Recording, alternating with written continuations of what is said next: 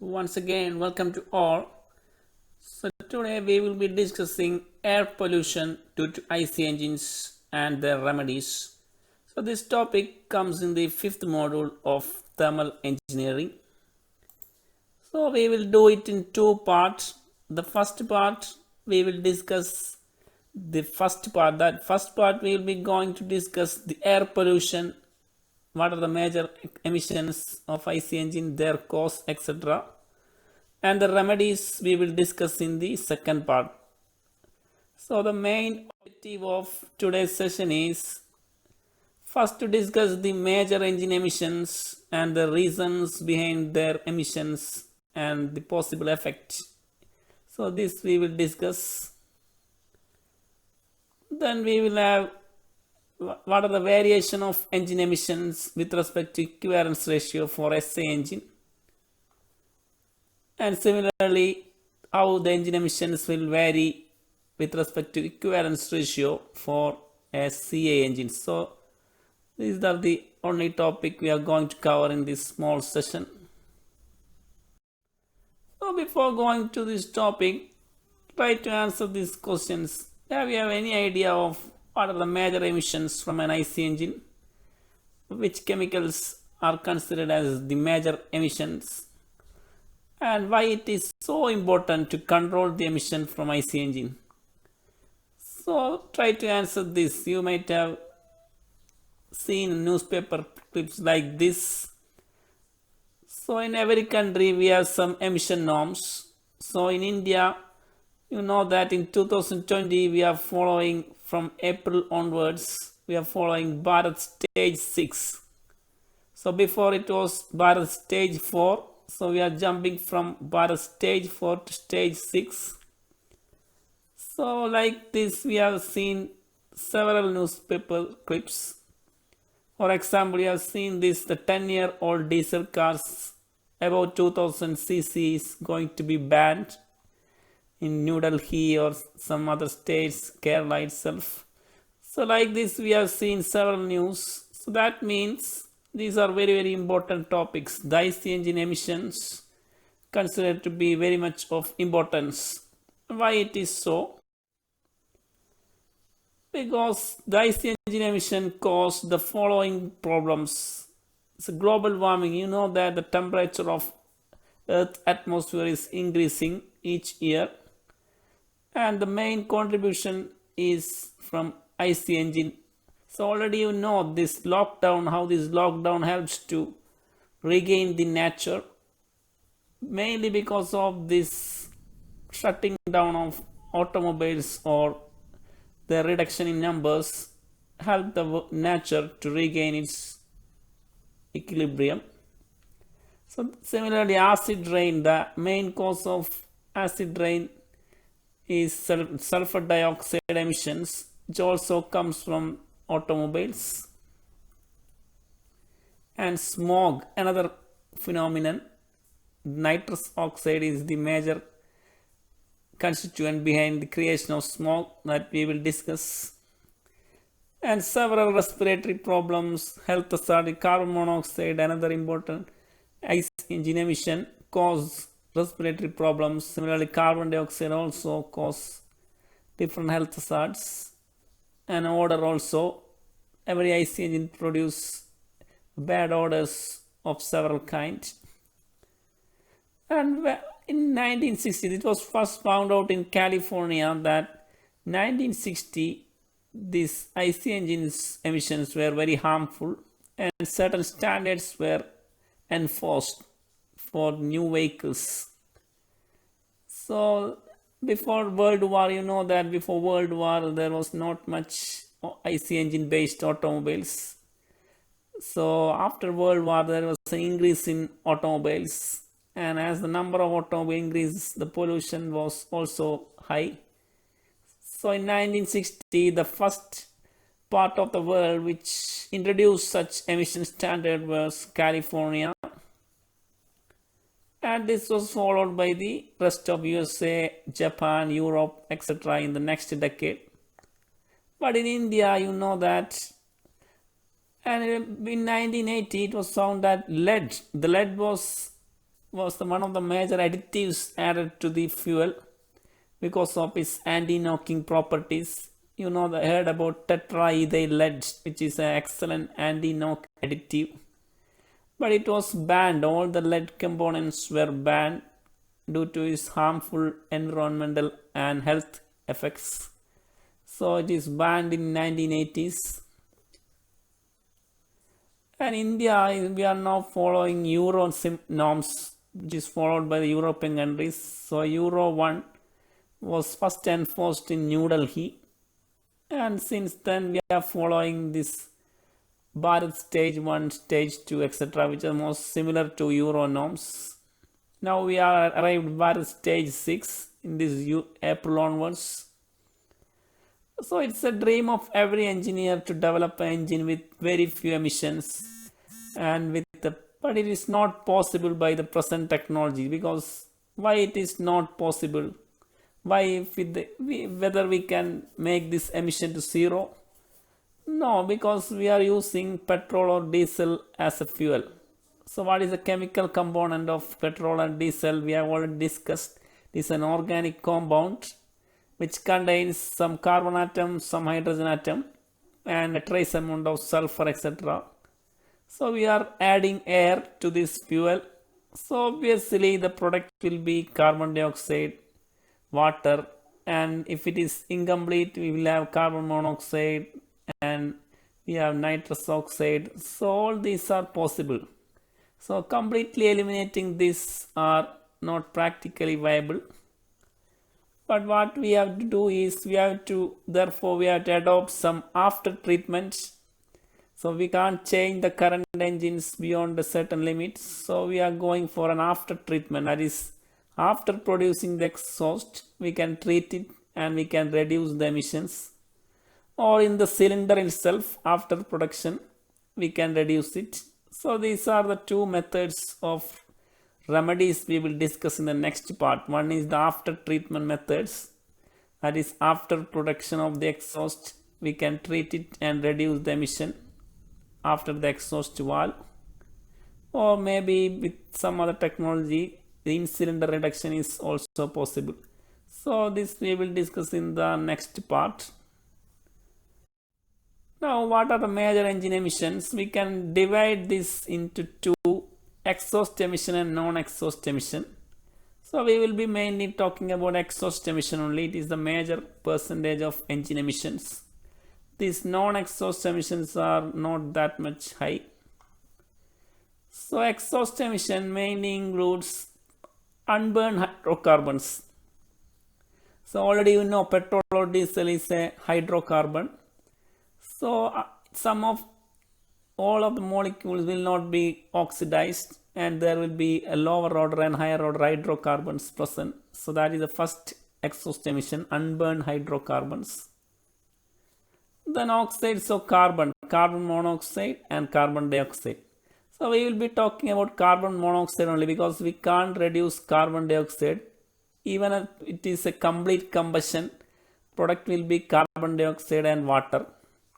So we will not be able to reduce the carbon dioxide. If it reduce means we are losing energy. So we will be talking more about carbon monoxide because it comes as a partial combustion. So we can eliminate this if you want. Then oxides of nitrogen. How it comes, this oxides of nitrogen? In fuel it is not there. In fuel we have only carbon, hydrogen, sulfur, etc. only. So where this nitrogen monoxide and nitrogen dioxide, often called as NOx emission, comes. So they are coming from air. We know that we are using air for combustion. If petrol engine, diesel engine, all of them are using air.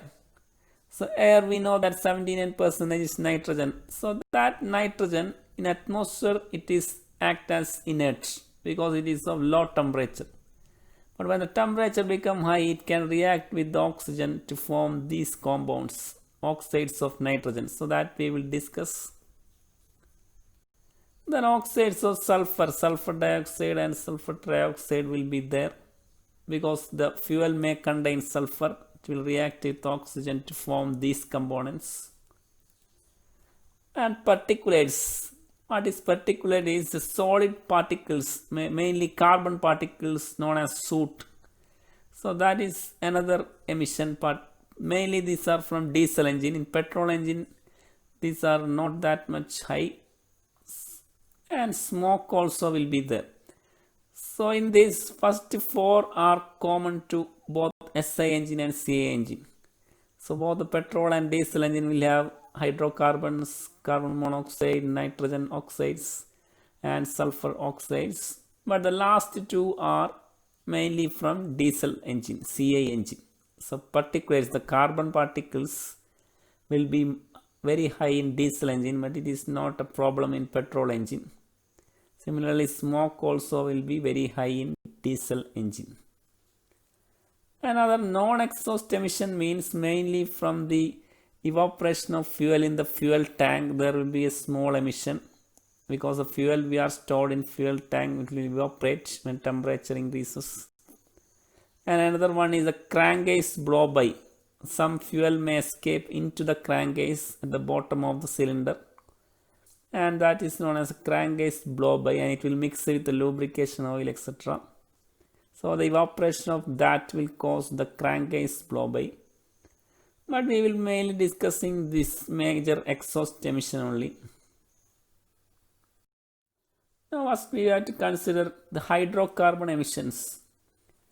So a SA engine can contain 6,000 parts per million of hydrocarbons, which is equivalent to 1.5 to 1% of fuel. So that much percentage of fuel may come as hydrocarbon emission because of incomplete combustion.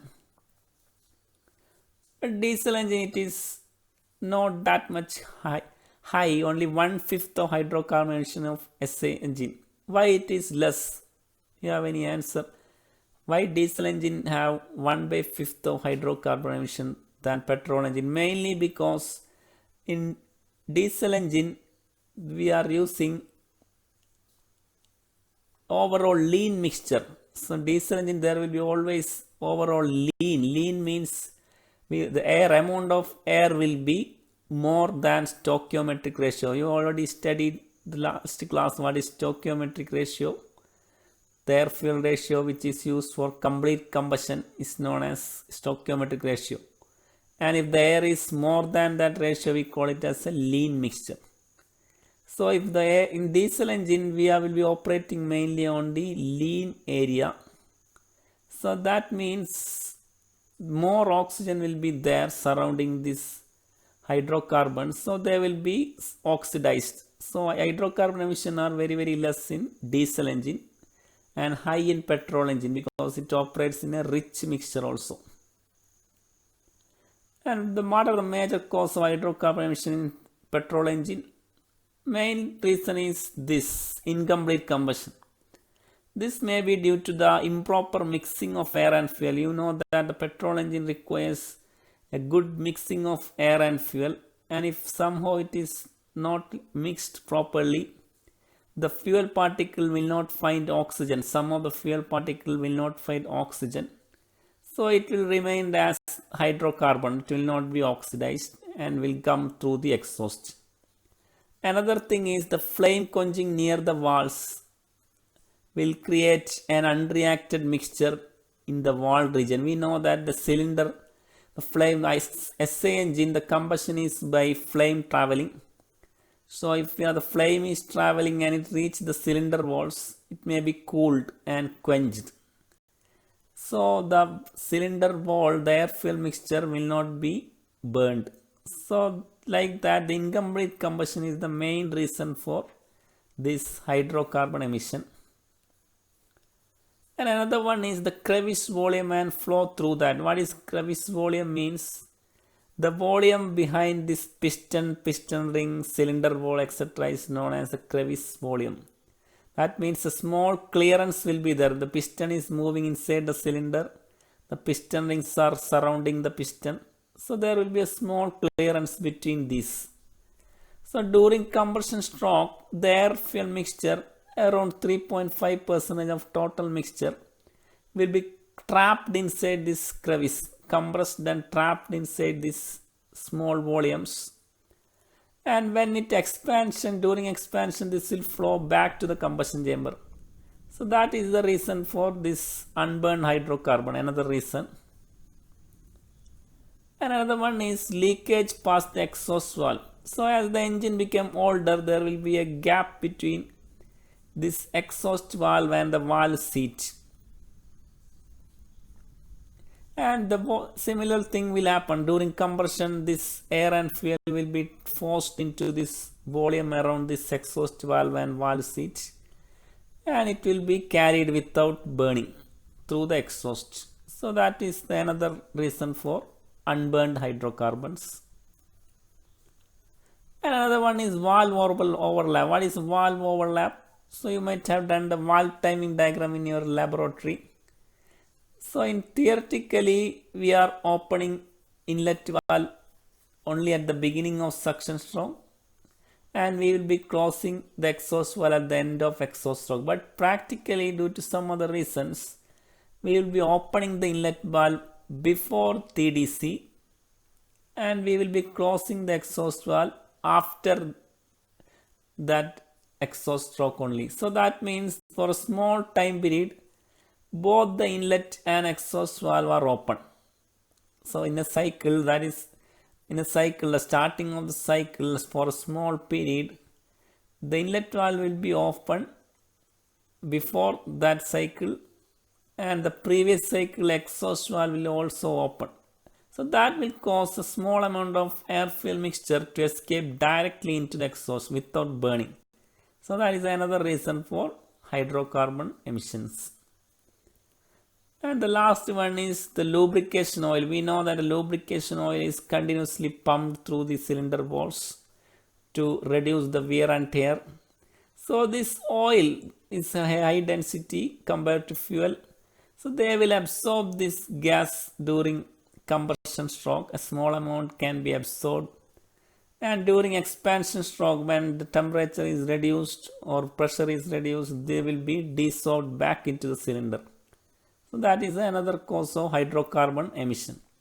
So these are the main cause of hydrocarbon emissions. The main reason is the first one, the incomplete combustion due to improper mixing of air and fuel and the quenching of flame at the cylinder walls. And similarly, the trapping of air and fuel in these crevice volumes and leakage through the exhaust valve. And another reason is the valve overlap due to the opening of both the inlet and exhaust valve for a short period of time. And the lubrication oil will also add to the hydrocarbon emission. So these are the main cause of hydrocarbon emission. Now what about carbon monoxide emission? So we know that carbon monoxide is a colorless, odorless gas, but it is highly poisonous. So when the carbon monoxide is inhaled through our respiratory system, it is very dangerous. So we will have to somehow reduce this carbon monoxide emission. So it is mainly generated when we use the rich mixture, that is mainly in petrol engine, similar to hydrocarbon emission also. This will be more in petrol engine, because petrol engine we will use rich mixture in some conditions for starting, for maximum power, etc. We will use more fuel than stoichiometric ratio. So that means some fuels will not get enough oxygen to convert it into carbon dioxide. So that is, the exhaust of SA engine will have 0.2 to 5% of carbon monoxide. The total exhaust, it may contain carbon monoxide from 0.2 to 5%.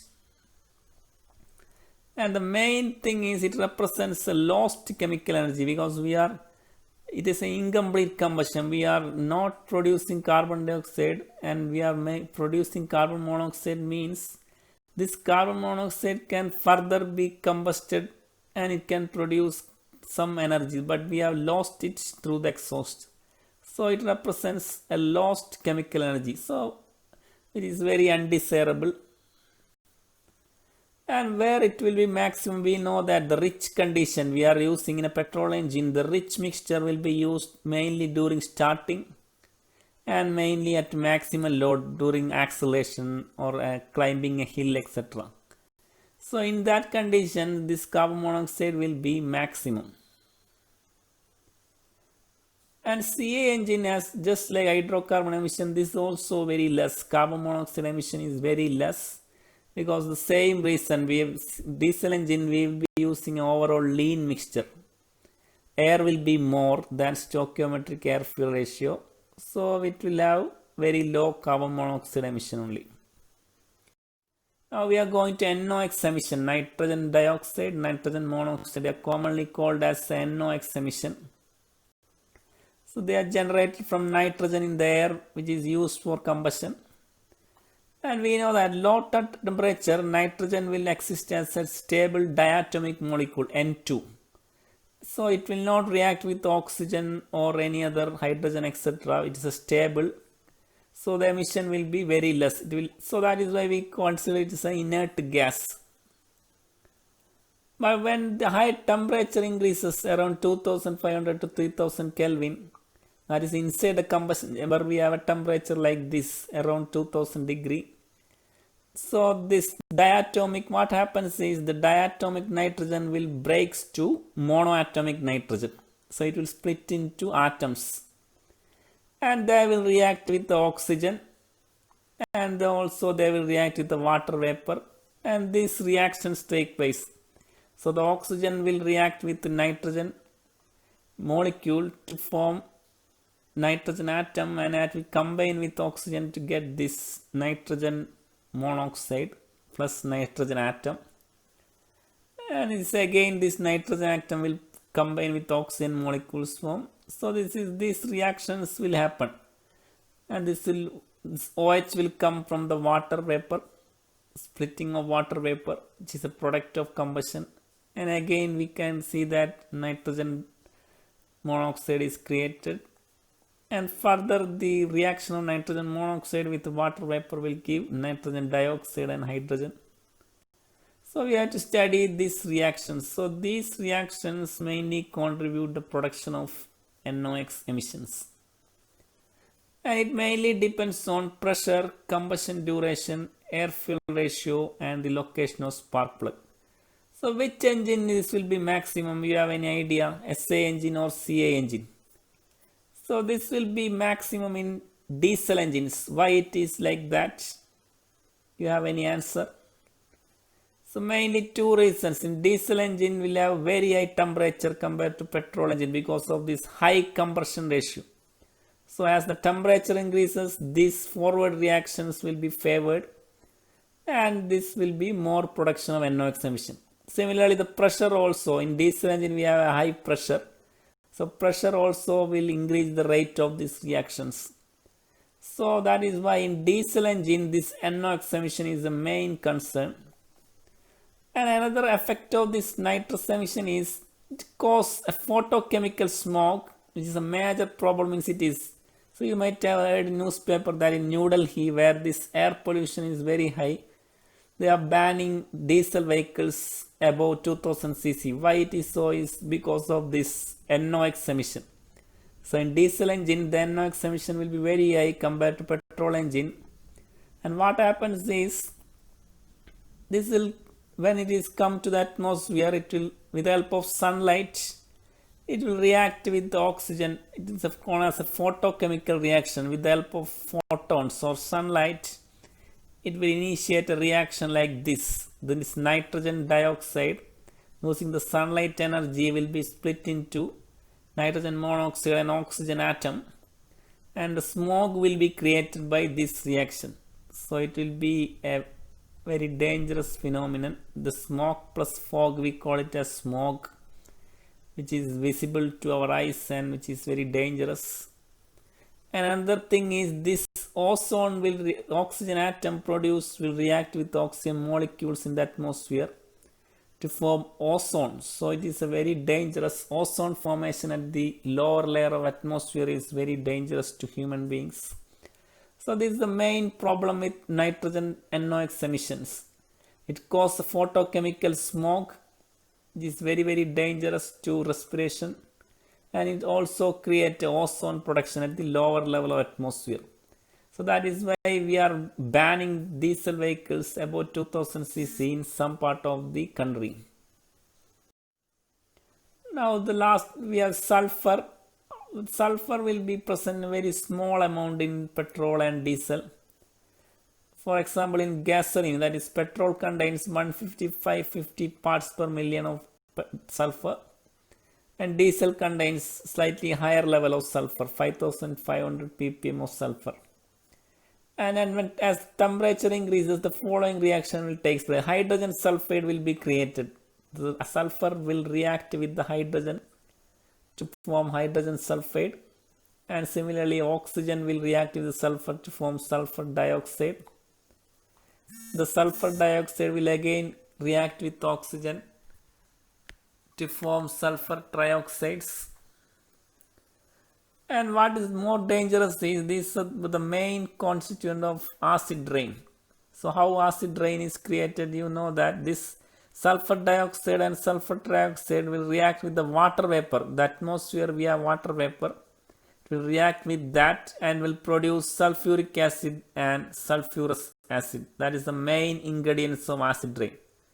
So these are the reactions. Sulfur dioxide will react with water to form sulfuric acid, and sulfur dioxide will react with water to form sulfurous acid. So these are the major constituent of acid rain. So we are in developed countries, the acceptable level of sulfur is reduced to 0.01%. So we have to reduce that, then only we can eliminate this phenomenon like acid rain. And another one is particulate. What is particulate? Mainly the exhaust of CA engine contains solid carbon soot particles, and it causes an undesirable odorous pollution. Black colors, we can see a black color odorous pollution coming from diesel engine. It is mainly because of this particulate matter. And what is soot? Soot particles are cluster of solid carbon spheres, the diameter ranging from 9 nanometer to 90 nanometer. And their emission will be maximum at high load condition. For example, climbing a hill or a sudden acceleration will cause more soot particles. And about 25% of this soot are coming from lubricating oil. So the lubricating oil is the major reason for this soot particles. Now finally we have to discuss another important thing, how these emissions will vary with respect to equivalence ratio. So what is an equivalence ratio? So you have any idea? You have already studied what is stoichiometric ratio. The chemically correct air-fuel ratio is known as stoichiometric air-fuel ratio. So equivalence ratio, the fuel-air equivalence ratio denoted by phi. The letter phi, it is defined as the ratio of actual fuel-air ratio to stoichiometric fuel-air ratio. So it is what we are doing is we are converting this air-fuel ratio or a given fuel-air ratio to a number between somewhere between 1, around 1. So 1 means it is stoichiometric ratio. So in this figure here it is 1. So 1 means it represents the stoichiometric ratio. And if phi is less than 1, so in this region it represents a lean mixture. So lean mixture means air is more, fuel is less compared to stoichiometric ratio. And if it is greater than 1, it represents a rich mixture. So in this right region, it is a rich mixture. Rich mixture means fuel is more, air is less. So it is a ratio we are using for comparing this effect on these emissions.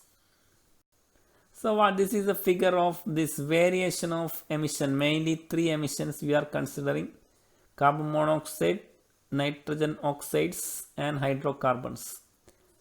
So how these are varying? First we will take hydrocarbons and CO. What is the trend here? You can see here both are increasing. So when it is a rich mixture, so this is already understood. Rich mixture means more fuel is there, air is less. So that means it will be incomplete combustion will take place and more hydrocarbons will be there. Already we have discussed this. The rich mixture will have more hydrocarbons and more carbon monoxide. So that is why they are increasing. But you can see here in this region a slight decrease is there. Initially the hydrocarbon is slightly decreasing, then it is sharply increasing. So that is mainly due to when we are using a very lean mixture. So this 0.8. So beyond this it's a very lean mixture. Very lean mixture also produce incomplete combustion because we are using very more air. The flame quenching will take place. So for 5 less than 0.8 there is a increase in hydrocarbon emissions. So when we are going beyond this 0.8, this emission will slightly increase. This is due to pure combustion and misfire. So that is about hydrocarbon and carbon monoxide. So they are mainly increasing in rich mixture, but here we have a slight decrease also because of this very lean mixture.